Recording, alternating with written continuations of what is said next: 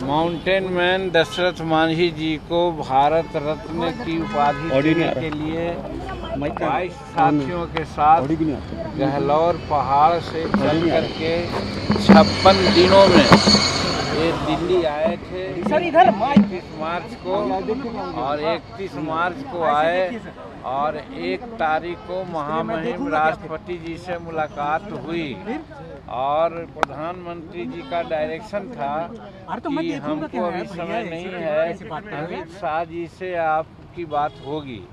तो उस दिन नहीं चले गए थे, बिहार चले गए थे, नागालैंड गए थे, त्रिपुरा गए थे, तो हम लोग लौट गए थे। 2 दिन पहले उन्होंने यहाँ से संवाद गया कि आज वो 11:40 में हम लोगों से मिलेंगे।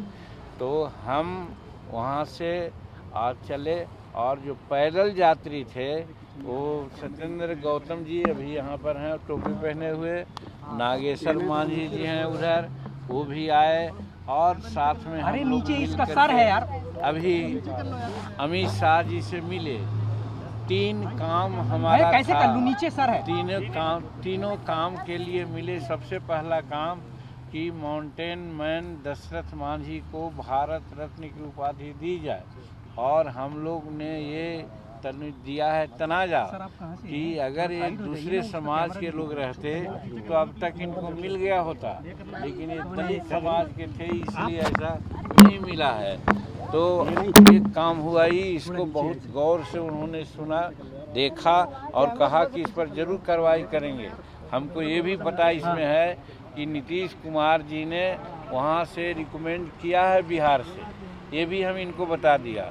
और दूसरा मुद्दा था हमारा कि बिहार में 12 चट्टी एक जगह है, कंस्टिट्यूंसी है जहाँ से हमारा एमएलए जीते हुए हैं, वहाँ पर आर्मी का फायरिंग रेंज है, उससे दर्जनों लोग मारे गए हैं, मारे जा रहे हैं। तो न कंपनसेशन होता है और न रुकावट है इसमें, इसलिए भी इनसे बात किया। अरे तो यही बात करना है तो हम बात नहीं करेंगे। हम जिस बात के लिए आए हैं उससे हम बात कर रहे हैं। तो वैसी परिस्थिति में हमने उनको भी कहा कि फायरिंग रेंज हो तो सतर्क करके किया जाए और जो मारे जाएं उनको निश्चित रूप में मुआवजा दिया जाए, वो कहा। और फिर ये कहा कि माउंटेन मैन दशरथ मांझी के अलावा हमारे के यहाँ वो कर्पूरी ठाकुर जी और डॉक्टर श्री कृष्ण सिंह भी उस लायक हैं और उनका भी नाम रिकमेंड हुआ है, उनको भी भारत रत्न की उपाधि दी जाए। और तीसरा काम हम लोग था, एक लौंगी मांझी हैं, तो लौंगी मांझी को कैनाल मैन के रूप में माना जाता है, एक किताब निकली है, वो इनको हमने अभी अर्पित किया। वो भी करीब 30 वर्षों में 5 किलोमीटर कैनाल खोद करके रख दिया है, इसका बड़ा चर्चा वहाँ है। इन्हीं बातों को लेकर के इनसे हमने मिलने का काम किया, जिसके लिए प्रधानमंत्री जी को धन्यवाद देते हैं। उनसे मिलने की बात किया था लेकिन वो न मिले। महामहिम राष्ट्रपति से मुलाकात के बाद आज अमित शाह जी से मुलाकात हुई। बस हम लोग का काम यही था। हाँ, तो मेरे कैमरे में क्यों रख रहे हो? नीतीश जी से मिलने के लिए कल 9 बजे रात में ही समय मांगा है। आज सुबह में भी 9 बजे उनको रिमाइंड दिया है कि भाई हम यहाँ हैं, आपसे मिलना चाहते हैं। अभी उन्होंने कोई सहमति नहीं है। अगर वो सहमति देंगे तो हम उनसे मिलेंगे। लेकिन बात एक ऐसी भी है कि आज शाम को फ्लाइट से हम भी जा रहे हैं पटना, उसी फ्लाइट में शायद नीतीश जी भी जा रहे हैं, तो हो सकता है कि फ्लाइट में ही बात हो।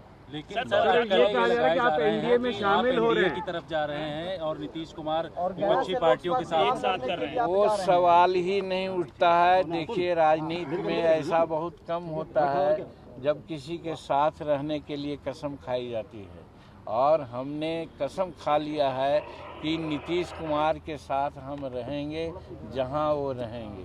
तो आज वो जहां हैं उनके साथ हम हैं। और जहां तक प्रधानमंत्री का सवाल है, नीतीश कुमार में सारा गुण है प्रधानमंत्री होने का, और वो बहुत ईमानदार प्रयास कर रहे हैं कि हम प्रधानमंत्री हो या नहीं हो मतलब नहीं है।